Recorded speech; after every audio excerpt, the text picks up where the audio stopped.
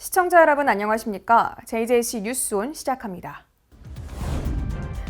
무소속 홍준표 의원이 국민의힘에 복당했습니다.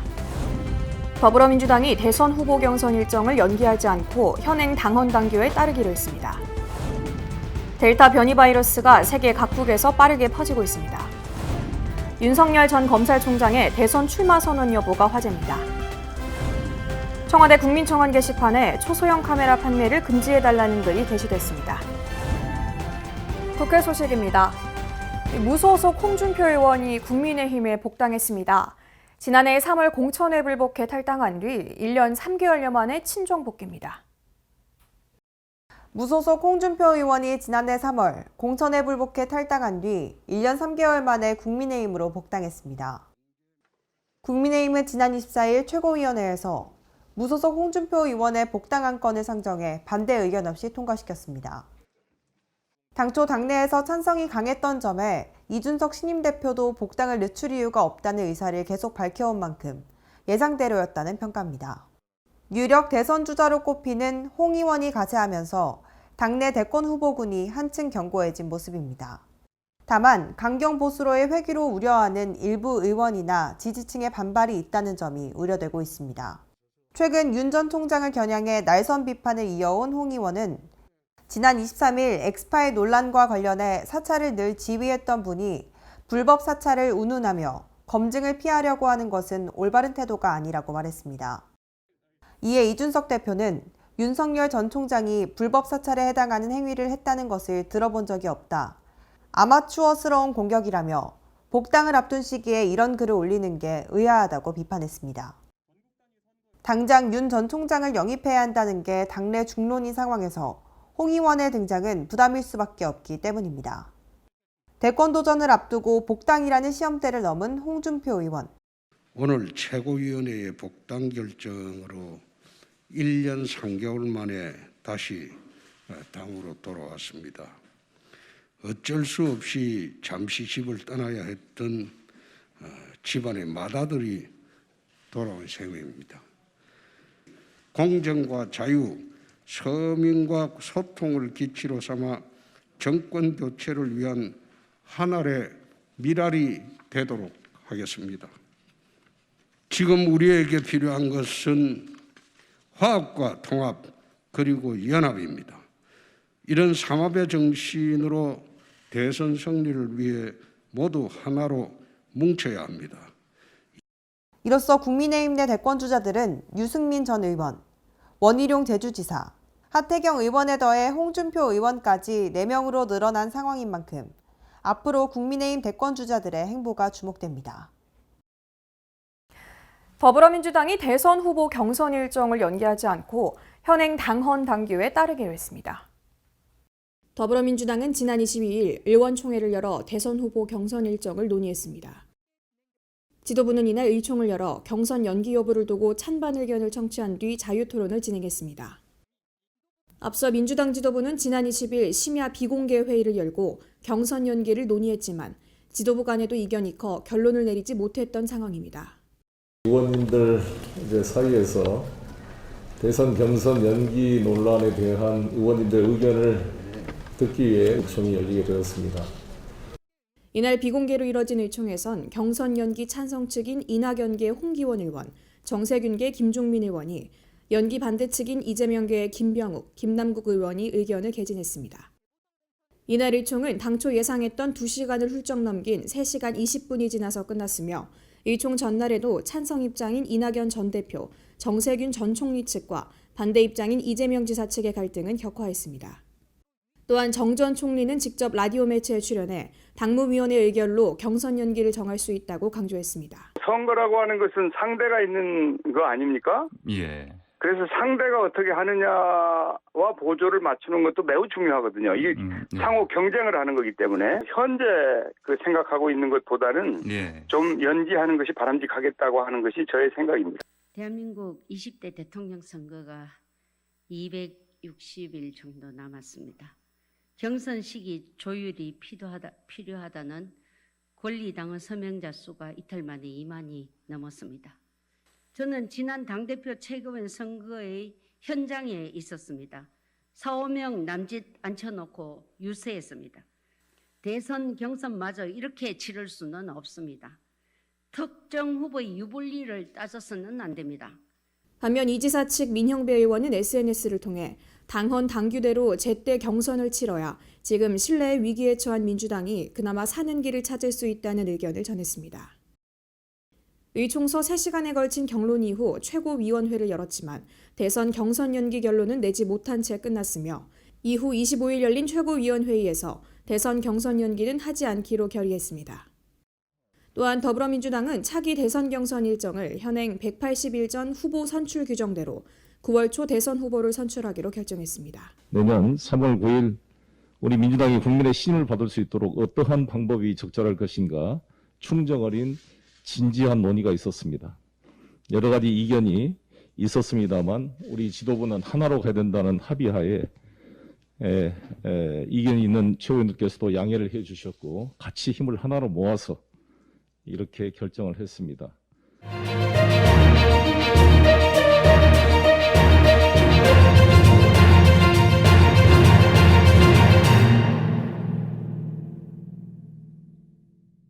인도에서 처음 발견된 코로나19 델타 변이 바이러스가 세계 각국에서 빠르게 퍼지고 있습니다.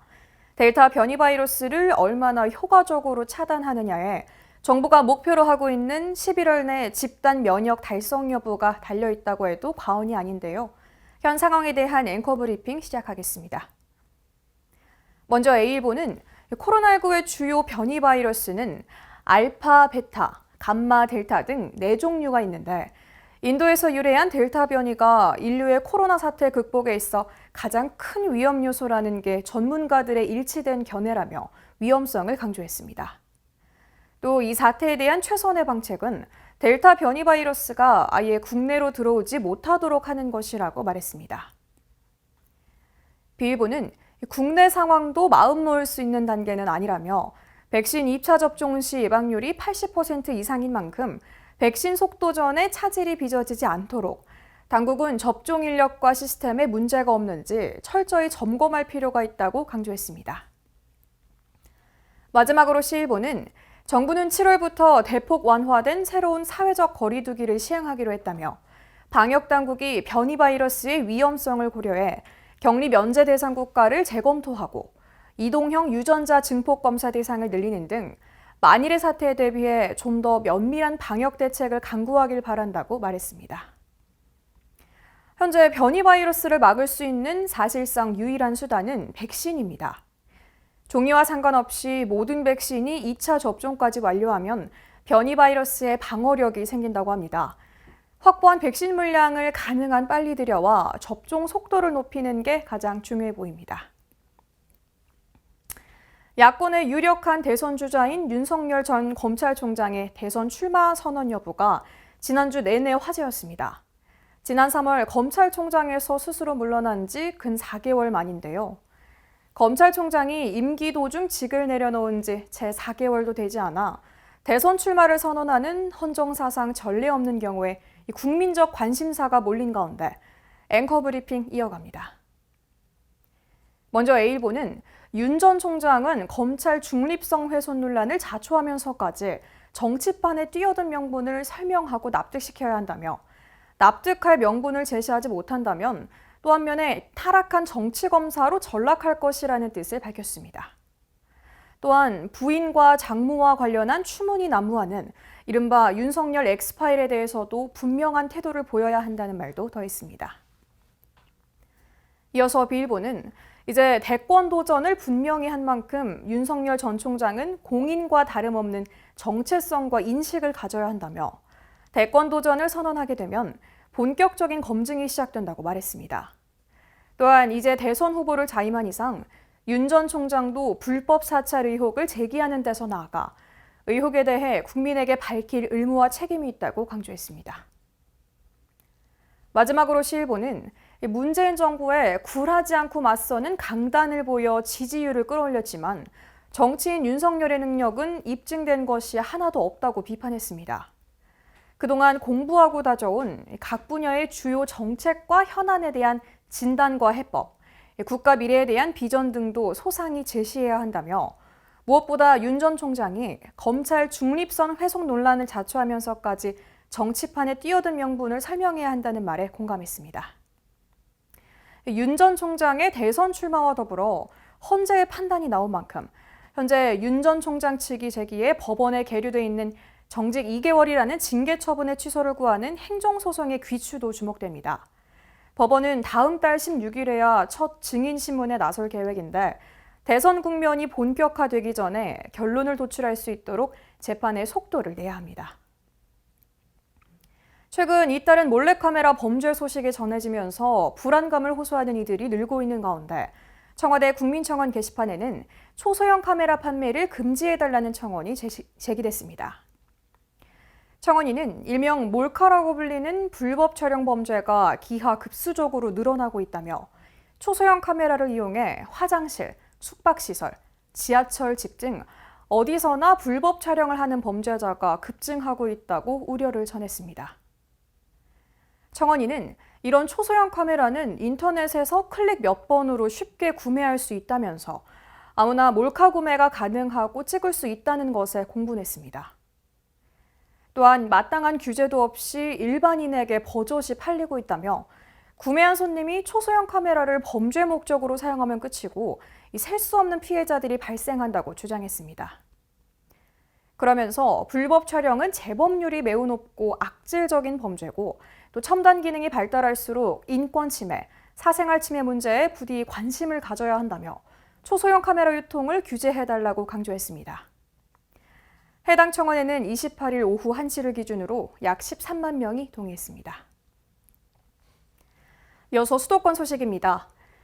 강북구가 장마나 폭우에 따른 지하주택의 피해를 예방하기 위해 침수 방지 시설 무료 설치에 나섰습니다. 동주민센터로 10월까지 신청하면 역류를 막아주는 방직이나 탈부착이 가능한 물막이 판이가 시공됩니다. 강북구가 여름철 장마와 기상이변에 따른 집중호우에 대비할 수 있도록 하수 역류나 빗물 유입이 우려되는 지하주택을 대상으로 침수 방지 시설을 무료로 설치합니다. 화장실이나 주방, 마당 배수구에는 수위가 높아질 때 역류를 막아주는 방지기가 부착됩니다. 공공도로보다 낮은 지하 출입구의 턱이나 창문에는 탈부착이 가능한 40cm 높이의 개폐식 물막이판이 시공됩니다. 신청을 희망할 경우 동주민센터에 비치된 서류를 작성해 오는 10월까지 제출하면 되고 강북구는 현장 확인을 거쳐 해당 가정에 적합한 시설을 설치할 예정입니다. 시공에 따른 별도의 공사비는 없지만 수리 비용은 사용자가 부담해야 하고 세대주나 건물주에게는 유지관리 책임이 부여됩니다. 구청 안전치수과로 문의하면 침수 방지 시설에 관한 보다 자세한 사항을 안내받을 수 있습니다. 투명 페트병을 따로 모아 거주지 동주민센터로 가져오면 종량제 봉투와 맞바꿀 수 있는 사업이 강북구에서 시행되고 있습니다. 이번 교환 사업은 올바른 배출법을 확산하기 위해 마련된 것으로 일반 플라스틱 합성 수지와 불순물이 섞인 페트병은 제외됩니다. 강북구가 투명 페트병을 종량제 봉투로 교환하는 사업을 펼치고 있어 친환경 생태계 조성과 자원 순환 체계 구축에 기여할 것으로 보입니다. 교환 대상은 물이나 음료수, 막걸리, 우유 용기로 사용되는 투명하고 색깔이 없는 페트병입니다. 일반 플라스틱 합성 수지인 유색 페트병과 일회용 컵, 양념류, 식품 포장 용기를 비롯해 불순물이 들어있는 페트병은 제외됩니다. 페트병의 용량에 따라 교환 가능한 종량제 봉투의 크기도 조정됩니다. 매주 목요일 수거일에 맞춰 500ml 페트병 30개를 주소지 동주민센터로 가져오면 10리터 종량제 봉투 1장과 바꿀 수 있고 1.5리터 이하는 15개당 1장, 2리터 이상은 10개당 1장과 맞바꿀 수 있습니다. 이번 교환 사업은 투명 페트병의 올바른 분리 배출 방법을 확산하고 고품질의 재활용품을 얻기 위해 마련됐습니다. 공동주택의 경우 지난해 연말부터 일반 플라스틱과 투명 페트병을 구분해 분리 배출해야 하고 단독주택은 올해 12월부터 지정 요일제가 의무 시행될 예정입니다. 서울 마포구는 암검진 대상자 중 아직 검진을 받지 않은 구민이 서둘러 검진을 받을 수 있도록 암검진 홍보에 나섰습니다. 마포구보건소는 국가암검진 대상자가 검진을 받을 수 있도록 홍보에 나섰습니다. 국가암검진은 의료 접근도가 상대적으로 떨어지는 저소득층에게 암 검진 비용을 지원함으로써 검진을 받을 수 있게 합니다. 의료급여 수급권자, 건강보험 가입자 및 피부양자 가운데 보험료 부과 기준이 하위 50% 대상으로 5대암과 폐암에 대해 암검진을 실시합니다. 검진 대상자는 국가암검진기관으로 지정받은 의료기관이면 전국 어디서나 무료로 검진받을 수 있으며 국가암검진을 통한 암 발견 시 관할 보건소에서 의료비 지원을 받을 수 있습니다. 광역시 소식입니다. 최근 변화된 새로운 여행 트렌드에 맞춰 대전시가 대청호 500리길을 안전하게 여행할 수 있는 비대면 관광 프로그램을 개발했습니다. 대전시가 가족, 친구 등 소규모 여행객들이 스마트폰으로 실감 기술을 활용한 미션을 수행하면서 대청호 500리길을 여행할 수 있는 스마트 체험형 관광 프로그램 운영을 시작했습니다. 2021년 시민 공모 사업으로 선정된 이번 프로그램은 참가자가 모바일 앱에서 흥미진진한 이야기 속 주인공이 돼 미션을 수행하며 여행하는 방식의 비대면 여행 콘텐츠입니다. 세부 관광 프로그램은 빼어난 자연환경을 자랑하는 대청호 500리길을 배경으로 한 3개 콘텐츠로 구성됐으며 참가 방법은 플레이스토어와 앱스토어에서 리얼월드 앱을 내려받아 설치 후 해당 콘텐츠를 실행하면 됩니다. 또한 각 콘텐츠별 체험 시간은 2-3시간 정도 소요되고 올해까지 무료로 운영될 계획입니다. 대전시는 코로나19 장기화로 어려움을 겪고 있는 소상공인들이 다시 예전처럼 지역 경제에 중추적 역할을 할 수 있도록 적극 지원해 나갈 계획입니다. 대전시가 코로나19로 어려움을 겪는 소상공인에 대한 지원을 확대하고 내수 활성화 진작을 위해 올해 첫 추경에 368억 원의 예산을 확보했습니다.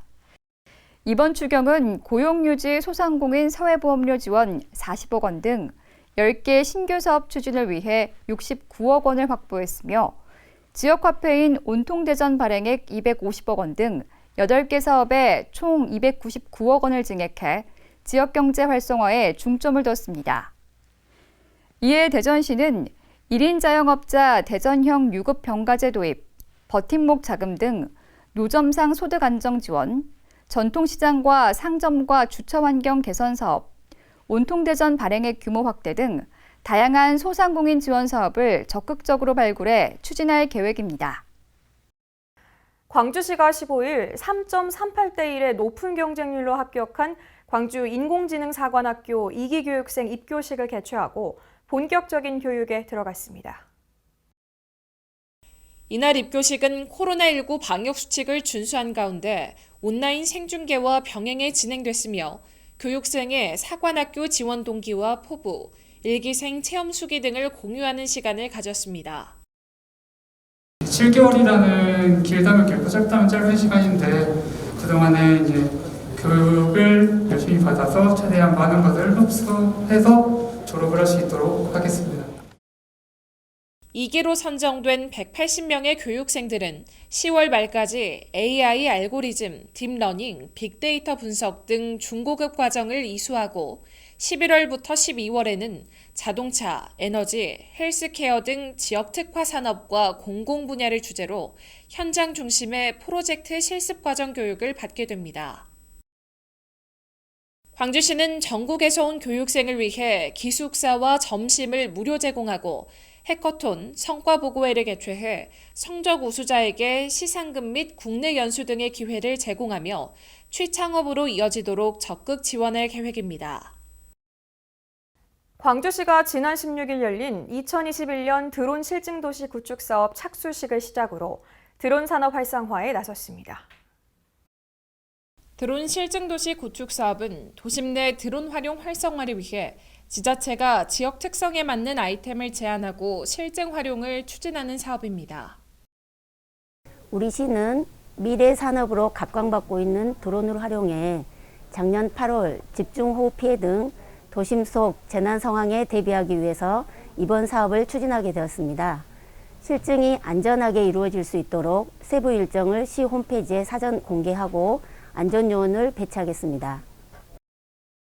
앞으로 광주시는 드론 기술을 접목해 수해 예방, 긴급 대응, 복구까지 이어지는 재난안전 플랫폼 구축과 실증을 진행할 예정입니다. 또 11월까지 드론 특별 자유화 구역인 북구 첨단산단, 영산강변, 양동시장 일원에서 비행선 드론과 방수 드론을 활용한 상습 피해 지역 순찰, 수소 방역 드론을 이용한 재난복구 등을 실증할 계획입니다. 강원도 소식입니다. 평창군은 한국 LPG 배관망 사업단과 중규모 LPG 배관망 구축 사업의 성공적인 추진을 위한 업무 협약을 체결했습니다. 중규모 LPG 배관망 구축 사업은 올해 실시 설계 후 주민설명회를 시작으로 본격적인 사업에 착수해 2025년 완공을 목표로 관내 4개소를 대상으로 총 사업비 413억 원의 예산을 투입해 추진합니다. 주요 사업은 LPG 저장 탱크 설치, 각 세대의 가스 배관, 보일러, 안전장치 등으로 LPG를 공급해 30%에서 50% 연료비를 절감할 수 있을 것으로 기대됩니다. 한편 한국 LPG 배관망 사업단이 횡성군 저소득계층에 전달해달라며 540만 원 상당의 가정용 가스레인지 30대를 기탁했습니다.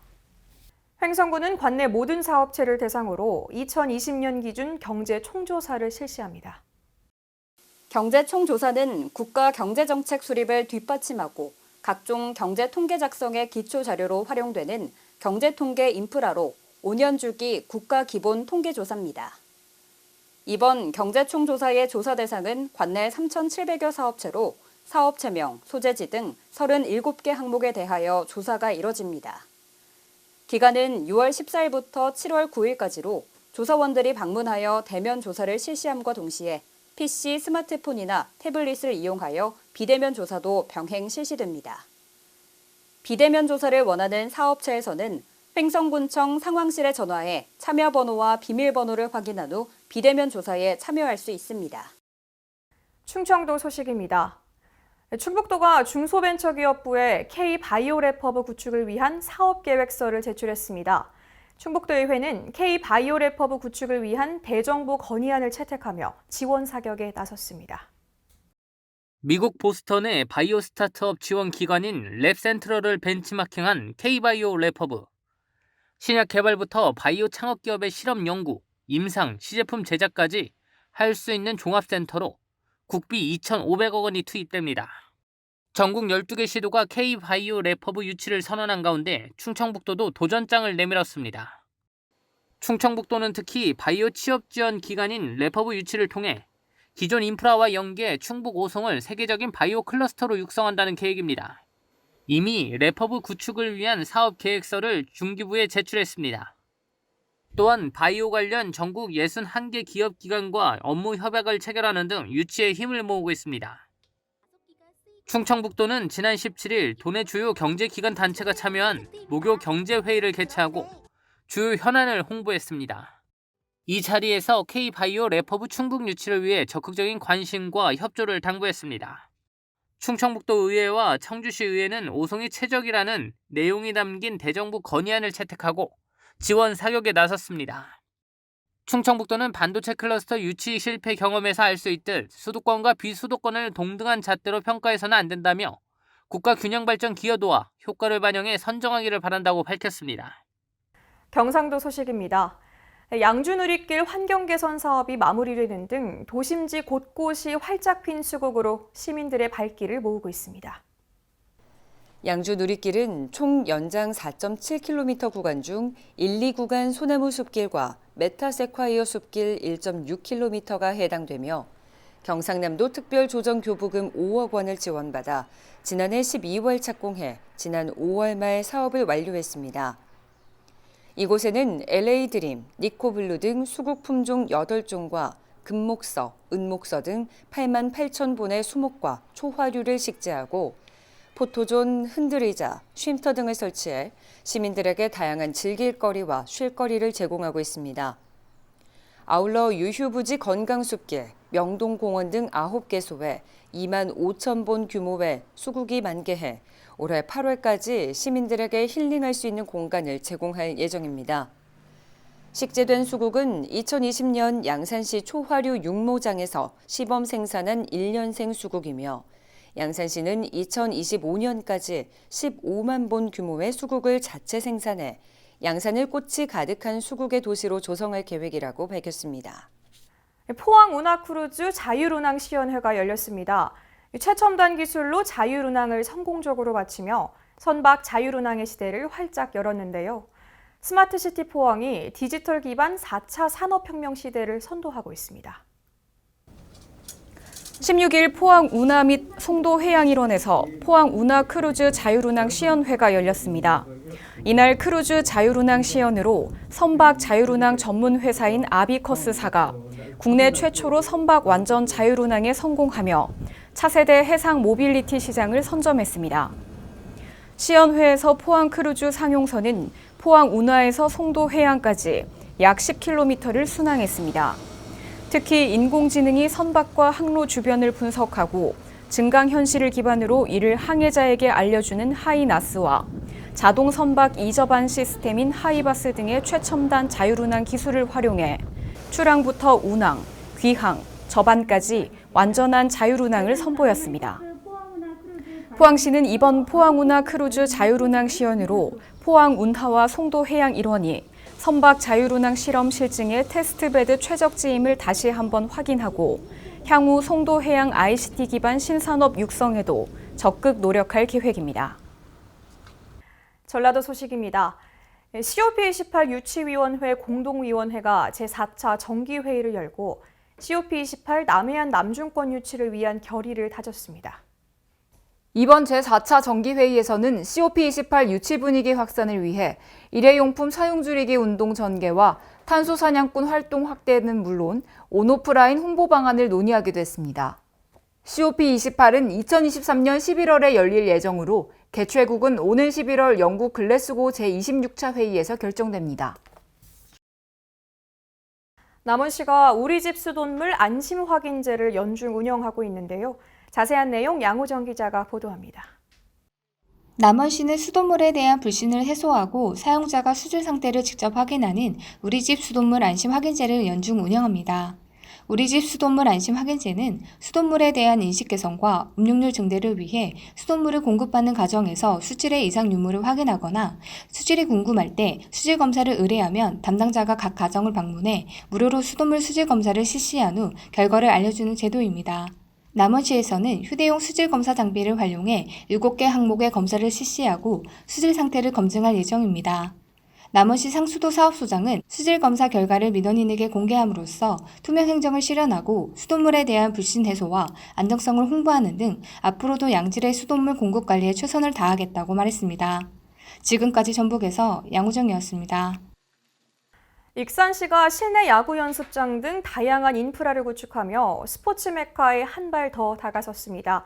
보도에 양호정 기자입니다. 전북 익산시가 최상의 환경에서 훈련할 수 있는 실내 야구 연습장을 준공하는 등 최적의 인프라 구축으로 스포츠 메카로서의 도약을 준비하고 있습니다. 시는 기존 야구장 시설에 실내 야구 연습장을 더한 탄탄한 인프라로 야구인 저변을 확대하고 전지훈련 유치를 통한 지역경제 활성화를 도모할 방침입니다. 익산시는 국비 16억 원 등 총 사업비 38억 9천만 원을 들여 지난해 10월 실내 야구 연습장을 조성한 바 있습니다. 시 관계자는 스포츠 중심 도시로서의 새로운 도약을 시작하게 된 만큼 시민들이 다양한 스포츠를 즐길 수 있도록 적극 지원하겠다고 말했습니다. 지금까지 전북에서 양호정이었습니다. 전라북도가 군산시와 함께 군산 강소연구개발특구 비전 선포식을 개최했는데요. 양호정 기자의 보도입니다. 전라북도가 군산시 군산대와 함께 새만금 컨벤션 센터에서 군산강소 연구개발 특구 비전 선포식을 개최했습니다. 이날 강소특구 비전 선포식은 군산강소 특구 지역의 연구개발 성과 확산과 기술 사업화를 위해 관계기관 간 상호협력과 교류의 장을 마련하기 위해 진행됐습니다. 과학기술정보통신부는 지난 2015년 연구개발을 통한 신기술 창출과 기술사업화 촉진을 위해 전국 5개 지역의 연구개발 특구를 지정했으며 2019년에는 6개 지역, 지난해에는 군산을 포함한 6개 지역을 강소특구로 추가 지정한 바 있습니다. 군산시 관계자는 앞으로 전기차 소프트웨어 융합 부품과 전기차 구동 부품 등 2개 분야를 축으로 기술 혁신을 통한 국내 최고의 전기차 전장 부품과 부품 소재 중심의 산업기지로 조성하겠다며 앞으로의 계획을 밝혔습니다. 지금까지 전북에서 양호정이었습니다. 사건 사고 소식입니다. 고양시에 위치한 창고에서 화재가 발생했습니다. 화재로 창고 1동이 전소됐지만 다행히 인명피해는 없었습니다. 지난 23일 고양시 일산동구 지영동 소재의 창고에서 화재가 발생했습니다. 촬영 장비 보관 창고에서 원인 미상의 화재가 발생해 창고 1동이 전소됐으며 소방대 출동해 연소 확대 저지 및 안전 조치를 실시했습니다.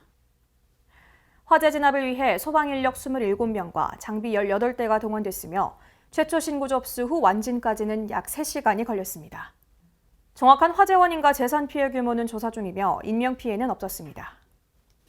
파주시에 위치한 오토바이 판매점에서도 화재가 발생했는데 재산 피해 규모가 꽤 큰 것으로 알려졌습니다.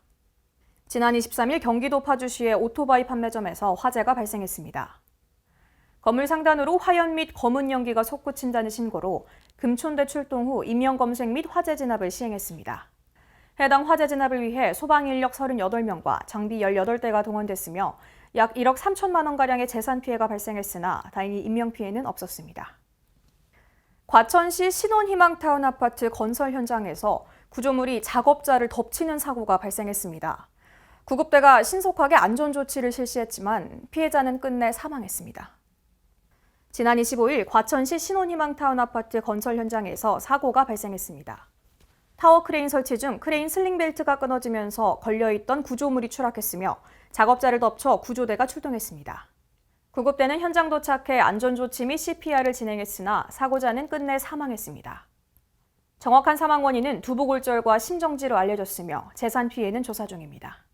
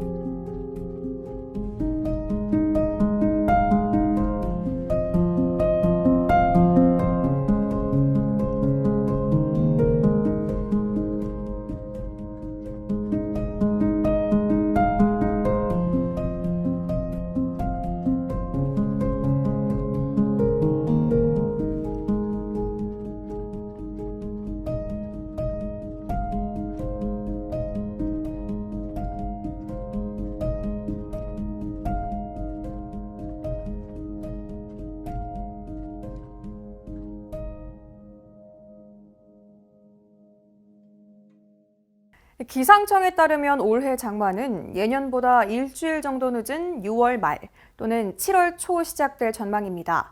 늦게 시작된 장마가 8월 말까지 이어질 것으로 예측되면서 관절염 환자들의 우려도 커지고 있는데요.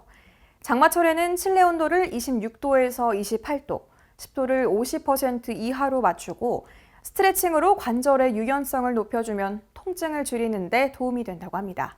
이상 뉴스 마칩니다. 시청해주신 여러분 고맙습니다.